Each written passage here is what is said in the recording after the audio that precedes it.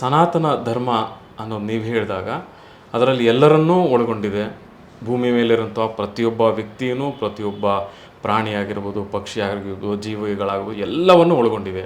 ಹೀಗಿರಬೇಕಾದ್ರೆ ಸನಾತನ ಧರ್ಮದಲ್ಲಿ ಪಂಗಡಗಳು ಯಾಕಾದವು? ಪಂಗಡಗಳು ಇದೆಯಾ? ಇದ್ರೆ ಯಾಕೆ ಆಗಬೇಕಿತ್ತು?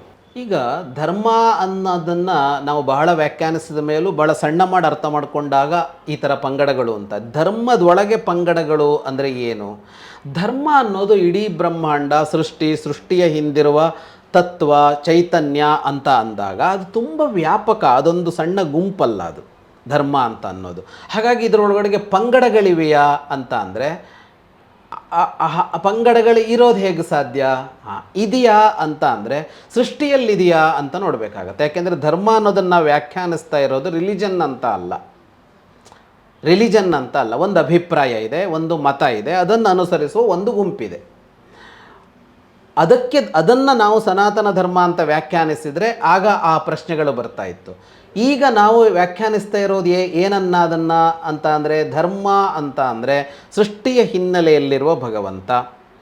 ಅವನು ಈ ಸೃಷ್ಟಿಯ ಎಲ್ಲವೂ ಆಗಿದ್ದಾನೆ. ಇದರ ಅಣುರೇಣು ತೃಣಕಾಷ್ಟಗಳೆಲ್ಲ ಅವನೇ ಇದ್ದಾನೆ.